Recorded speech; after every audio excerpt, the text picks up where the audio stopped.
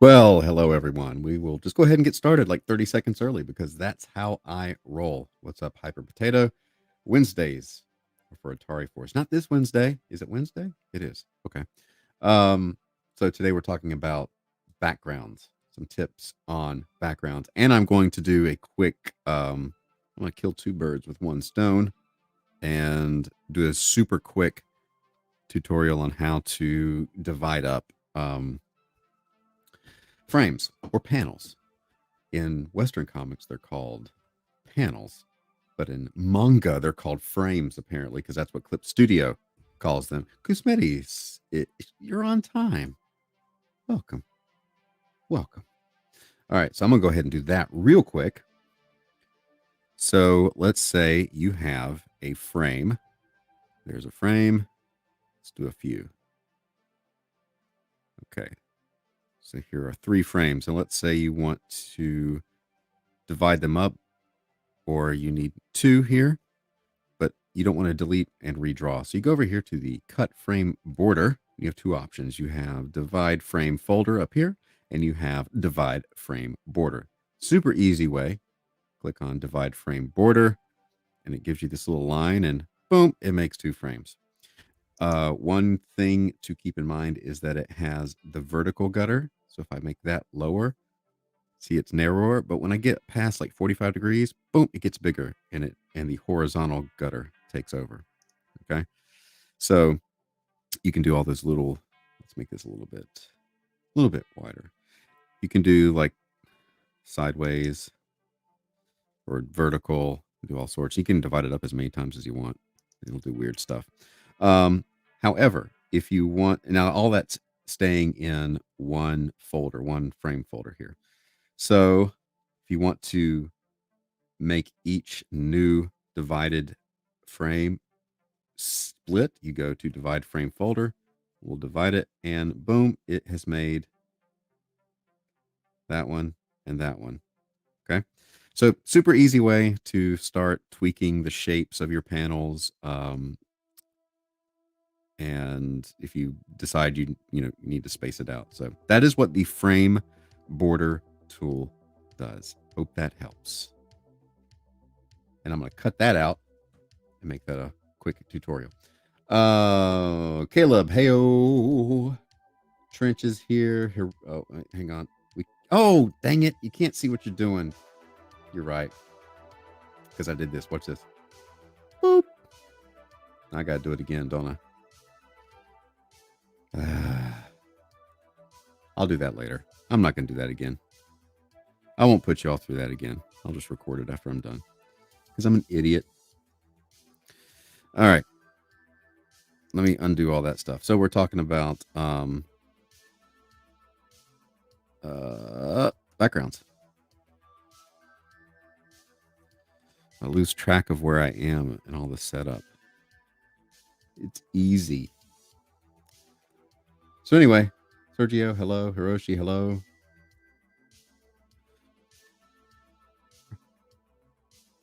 Maybe I'll do it at the end. So get your coffee ready. We're going to talk about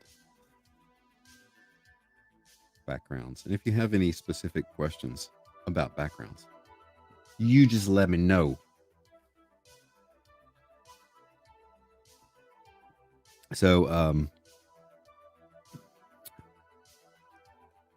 get zoomed in here on that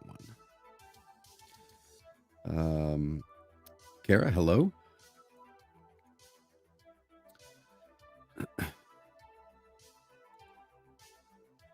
Finally catching live. Does it help to hello Defresh? Does it help that I have these things scheduled out?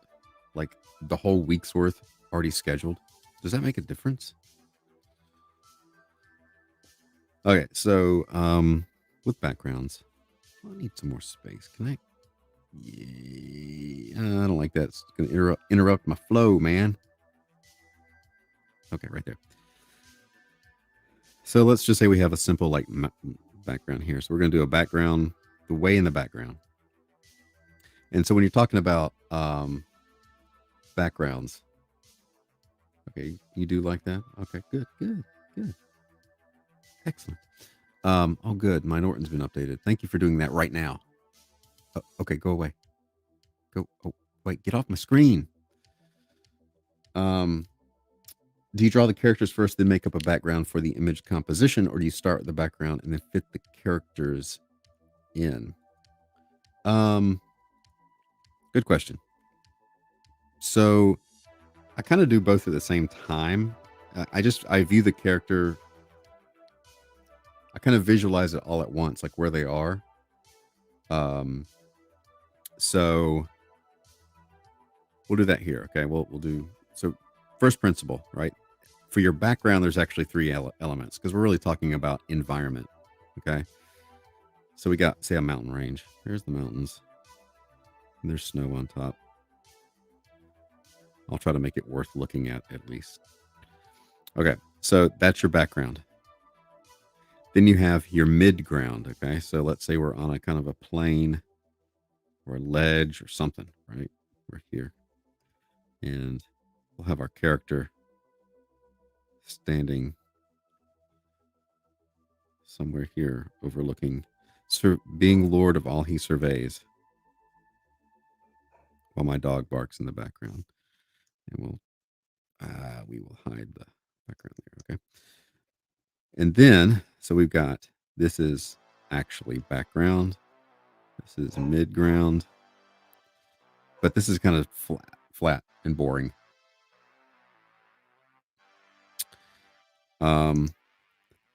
So let's say we have the foreground.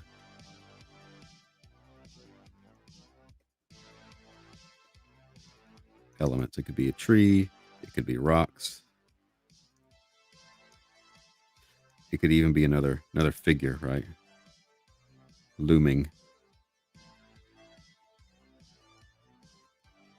Okay, so this is the foreground. So typically you should have background, midground, foreground. The most detail is going to be foreground, obviously. However, it just depends, because maybe you want all this to be like for dramatic purposes, just black shapes, right? And then you would have more detail. More detail here in the midground, but less as it gets further and further away. Good old FG, love that guy.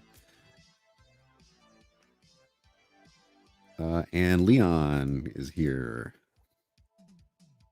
All right, so first thing, you have to think foreground, midground, and background. And it doesn't really matter. I get, depending on the camera angle, but it's still like we're looking down. And this is a good time to talk about like the perspective grid. I don't really typically do a hard, like, these lines aren't precise.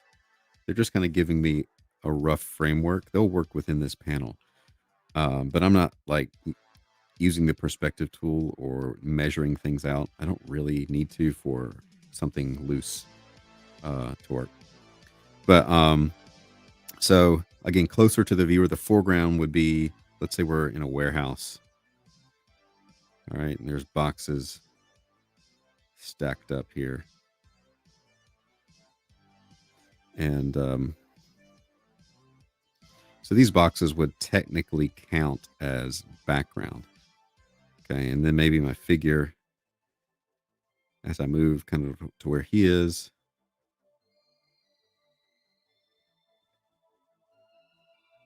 maybe the midground. And the foreground would be like, maybe there's a wire or a beam or something here. There's stuff hanging down, or maybe it's a light. But the far away background kind of disappears, but whatever is further away, I guess, would kind of count as that. Perspective is always one of those things they teach really mechanically, but then I never know how to apply it to actual art. not just squares and boxes. You can get really, really complicated with perspective, and there's countless books, and I have some of them. Oh, there's stuff all over my son has gotten like milk or something on my tablet here. Which is why, like, as you're drawing like figures, and it really helps with robots. But again, I just kind of say, okay, what do I want the point of view to be? Let's say I want the, looking way up. Okay, so I'm just kind of cheating this perspective.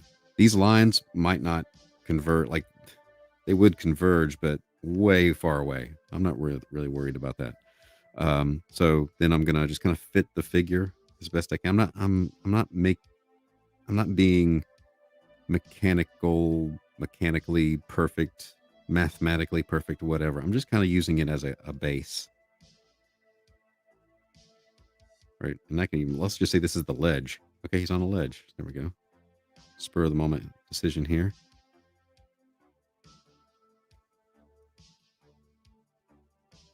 It takes a little practice, but I mean, just kind of use it. If you just get used to,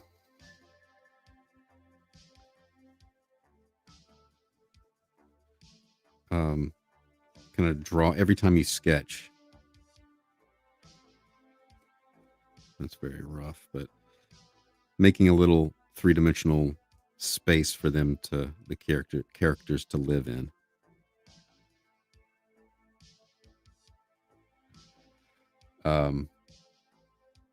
So it's, when you're sketching, and we'll take this, so we'll make a new layer. I'll save all this, but say this is your sheet of paper and you're just doodling. Say I'm gonna draw a character standing just in this little area. Just go boom, boom, boom.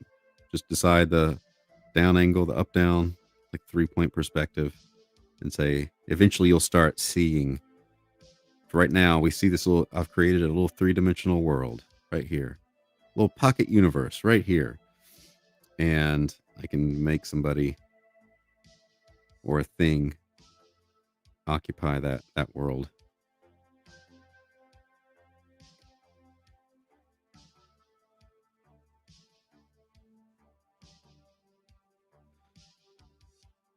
And there's a box. Boxes are easy, but again, it's not perfect, but it gives me some little practice, a little practice in drawing in 3 dimensions. Okay, so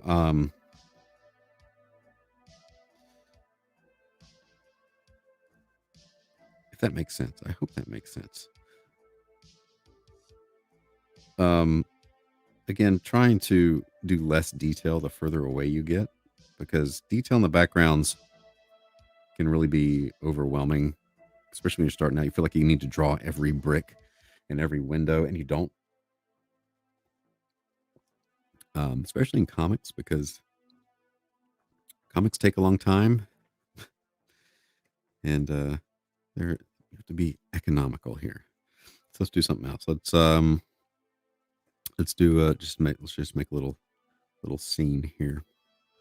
So we'll do kind of straight on. I'll make we're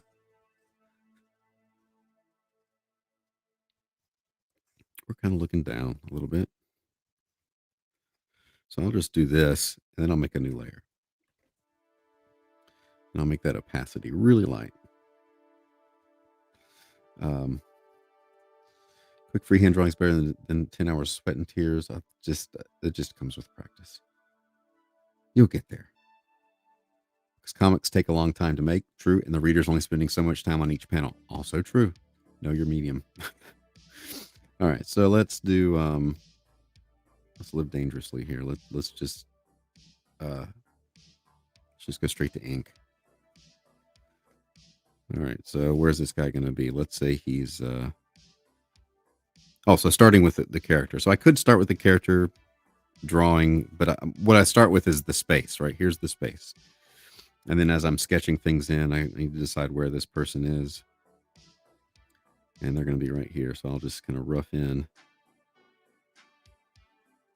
a dude. Am I on? The right layer? Nope. Thought that didn't look very black. That layer. There we go. Okay. Yeah, that's it.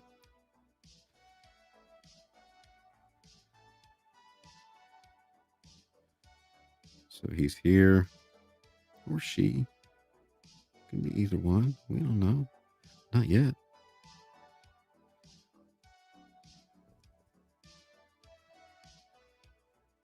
I think it's a he.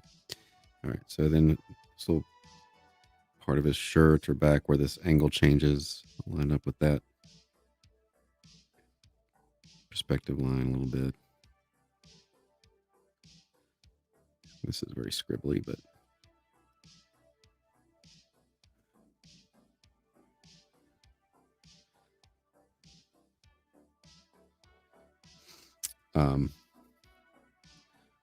reminds me of that Deadpool manga where he rebukes the reader for not spending enough time appreciating the huge panel some poor assistant drew in detail. Yep.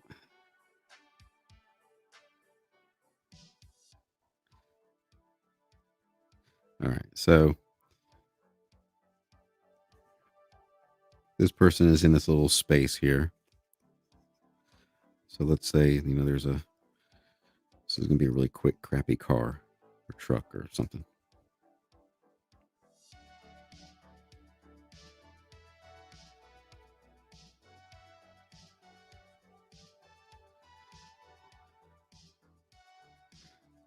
But just so you see how you kind of lay out.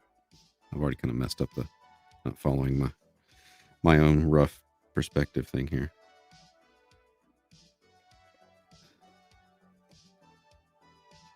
It's always dangerous trying to quickly draw a car live.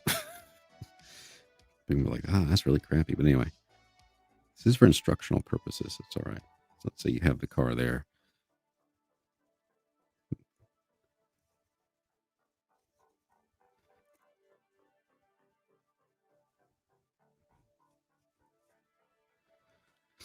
Maybe he's in a junkyard or something. All right, so that's there, and then maybe up here in the, let's say we're applying all these principles now, right? So here's the foreground. There's a tree. There's leaves kind of overhanging to kind of frame him.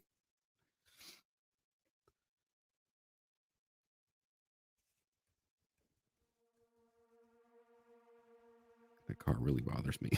It really bothers me that car is not great, but here, we'll at least give it some hubcaps. All right, sip and save. Good call. Background tutorial. I did lose some work yesterday because my computer just decided to restart at random. The figure looks like Captain Picard. To the Picard mobile. All right. So, and then we'll add, so the background would maybe be, something over here, but way far away details we don't have to worry about because it's kind of a isolated shot. But then we just, add stuff, dirt, whatever. Something else too that you can do.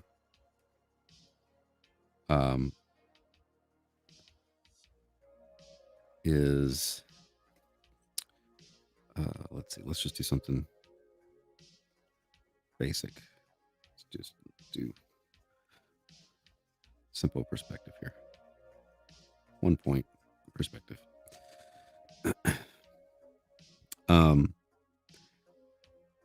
And this would be a different thing. This would be like spotting blacks, isolating figures here. Jeff is dropping $600 on a cover. Your illustration style is amazing. It's difficult for me to put ideas to paper. Again, just lots of practice. How about drawing backgrounds in a fisheye lens perspective? Oh, why don't you ask me to do something easy? Ask me to do something hard. Come on. All right. So anyway, real quick, as you're, I'll get to that in just a second.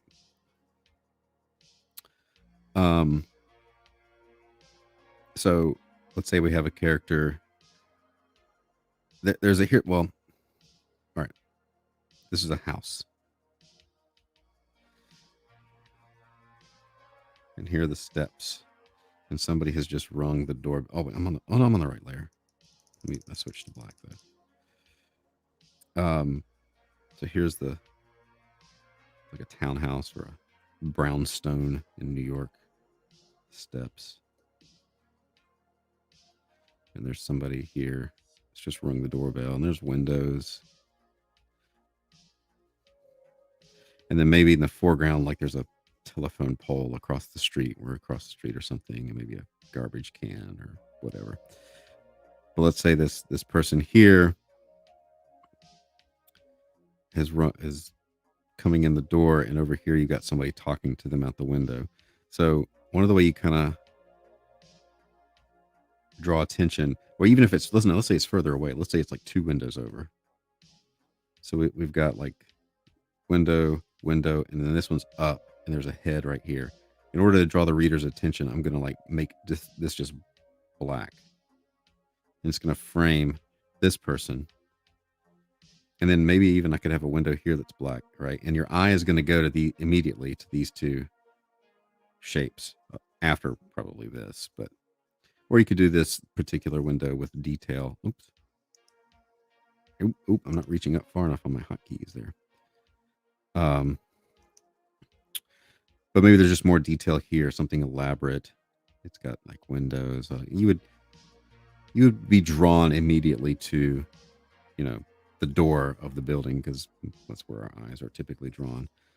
But also, if this character is looking this way, you're going to see this character because of the black. You're going to see which direction they're looking and follow the eye to there.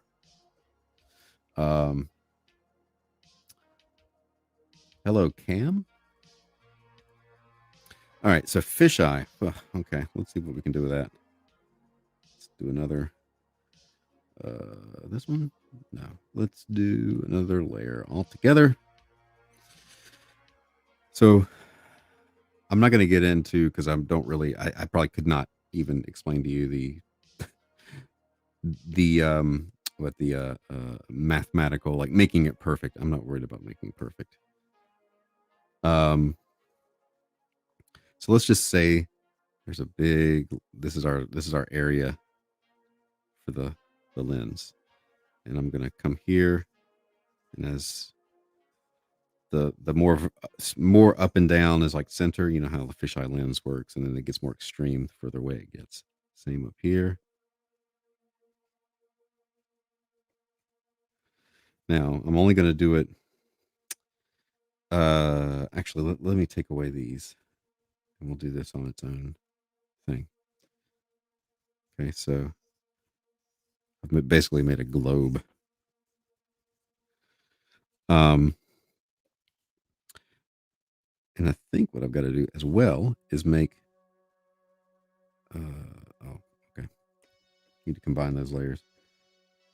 Yeah. Okay. So, and then I'm also looking in that way. It's weird. 3-dimensional spherical space. Let's see if I can do this. I've very rarely actually drawn in this perspective. So let's say we have some boxes. Whoa, oops. Let's say we have a pen first. So I'm kind of following that center point there. Center point.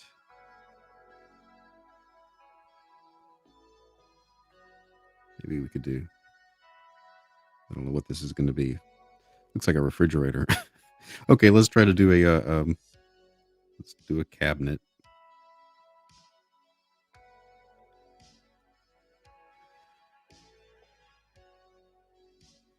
I'm following the sphere. It's going to be a kitchen, I guess.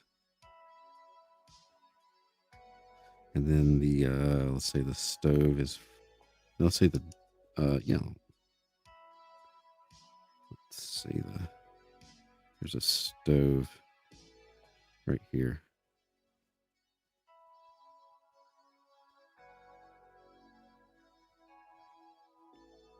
Boom, boom, boom, boom. The oven. And then, of course, as soon as we get her up here, this is going to be the ceiling.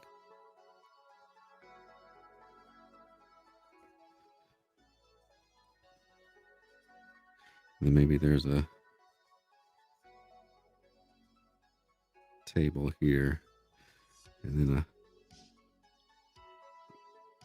counter here, but it's going to be very elongated and narrower. I should have gone more extreme convergence with these points, I think, but you get the idea. And then we'll do more.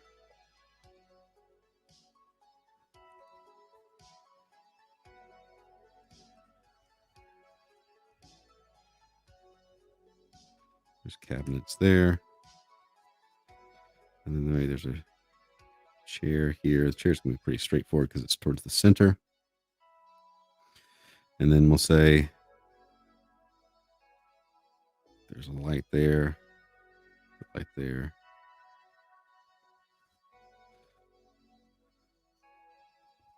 And there's going to be a door here on this wall.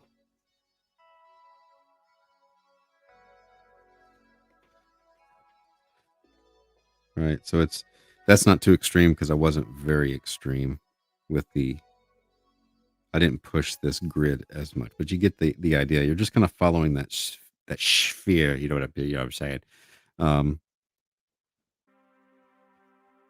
There, and then should actually have been maybe even tighter, right? Anyway, I don't know if that helps. That's something you just got to play with, and I could not explain to you because I'm not an architect. I'm an artist. The actual, that's the trouble people have with perspective is that you get books and it's very, very just over. They get through all the mathematics and all the ratios and everything. And for comics, I mean, for art, I just kind of gesture. Like I understand the basics of where a vanishing point is, right? You need to know your horizon line, whether your eye, but not curved. You need to know a couple things. You need to know where your eye level is, right? Your eye level is the horizon, right? Because no matter where you go, if you're way up here, the horizon looks way up here, and or if you're low, the horizon that depends on the point of view. That establishes the height. But then everything else is going to go towards like the vanishing point here. So everything going in that direction is going to disappear there. And then you have a vanishing point up. And then you can have a second or third vanishing point. That's where it gets complicated, the more vanishing points you have. But again, I just for purposes of drawing, when I do a commission, especially with, it really does speed things up. If you're doing a commission, you just say, okay, well, I'm going to do, or just trying to do a figure. I'll do that on a sheet of paper very lightly. And then I'll get in there and figure out, have that guy living in that, moving in that, that three-dimensional space. And then we push all the things we talked about before, like foreshortening, right? Foreshortening will kind of violates the rules of that perspective a bit because you're exaggerating stuff. But overall, he still lives in that area. That's helpful. Make everything red. It'll look like was seen from the Terminator movies, and that's why you write. Now that I have thoroughly confused everybody. Let me go through and do my tutorial that I did at the beginning real quick, because I'm going to clip this out and do it. Man, that stuff will not come off of there. And upload it as its own thing. So if you've heard this, just hang on for a second. It's going to be quick. I'm trying to do some quick tutorials to rebuild my YouTube channel that I've ruined in the last month or two. Why is that there? Hitting things. All right, so we're going to start the tutorial right now. So let's say you have your frames or panels, and you've done the standard rectangular squarish panels, but you want something a little more interesting, or you've decided that you need to divide them up into two different ones. So by default over here is the frame border tool. But if you go over here on this side and click, you will see the cut frame border next to it. And you see two things. The first one is divide frame folder and divide frame border. So first of all, let's just do divide frame border, and we're going to do the middle panel here. So if I go pull down, you'll see it has this little line here. When I let go, boom, it's chopped it in half. Now, this is all in the same folder, so if I hide this one, they both go away. Okay. If you click on the settings, you'll see vertical gutter and horizontal gutter. So if I make that vertical one very small, you'll be able to tell the difference. See, now it's small, but once we pass about 45 degrees, boom, it switches over to whatever the setting on the horizontal gutter is. So again, you can do all these weird shapes. You can divide it up as many times as you want and get, all those little weird angles. But if you want to keep your frames, each new frame in its own folder, then you would use the divide frame folder tool. And when you pull that down, you'll see it. What it's done is over here, it's just thrown everything, every half or however many times you divide it, again, into its own folder with its own layers underneath. So that is what the divide frame tool does. Hope that helps. And now everybody can see that because I did it right that time. So there we go. So yeah, if you have any other questions, let me know. That's essentially the background, quick and dirty tips for background stuff. And varying the angles makes things interesting. Try not to be so static, flat. Oh, somebody had a question about, what was it? What about the scenes in Batman style tilted camera? That's called a Dutch angle. I mean, all that is it's basically a flat angle like this, but just, oops, wrong tool. Just tilted, right? So let's say, where is that? That's right there. Let me flatten this again. So the Dutch angles, like made for dramatic purposes, would be that in that flat frame. It's not really any different perspective wise. It's just the viewpoint is just off. That's why it's used for the villains, because it's cockeyed, like those pesky villains are. They're askew. They've gone astray, fella. Let's see here. Did I get everything? I think I have covered all the chat questions. So there we go. There is your background tutorial for the day. I'm going to save that. And that's all I got. I need to get back to work. This is a short one. 30 minutes in and out. All right. Everybody be good. Like, subscribe, hit the bell, do all that stuff. Oh, no, we got another question. Hang on. How far do you personally feel backgrounds should go with detail for comics? It depends on the scene. Typically, I think every page should have some elements to reestablish where you are before you get into let me see if I can pull up some examples here, to remind the viewer where they are, especially every new scene, before you like do a panel with no background. Pull up a Gunship Thunder Punch here. GunshipThunderPunch.com, my comic, still available in demand on Indiegogo.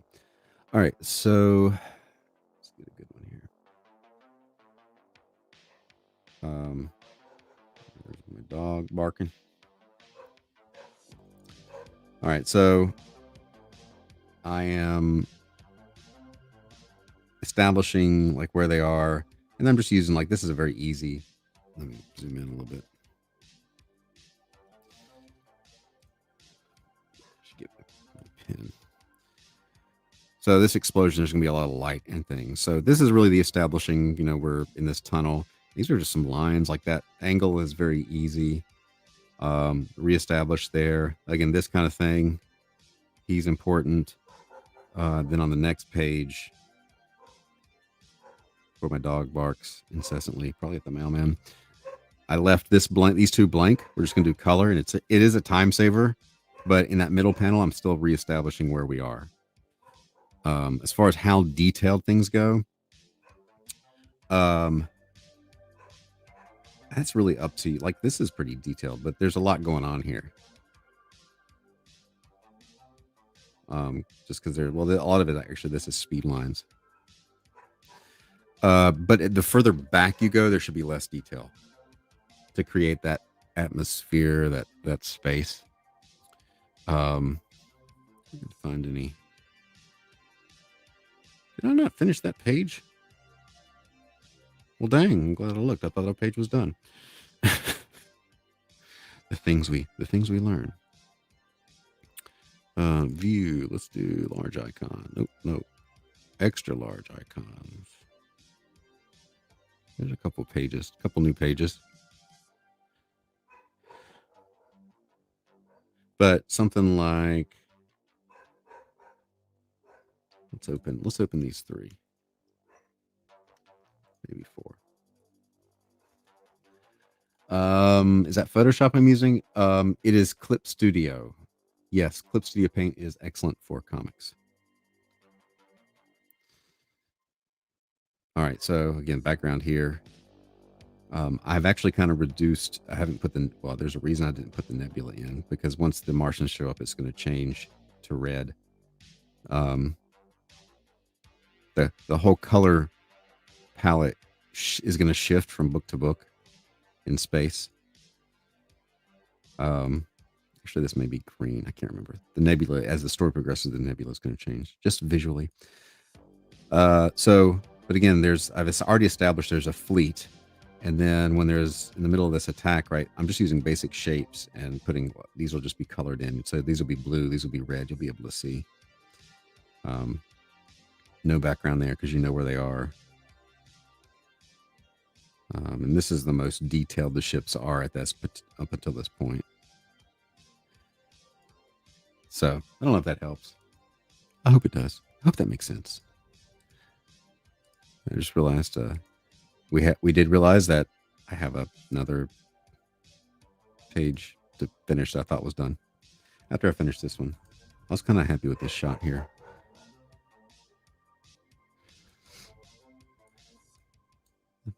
That panel.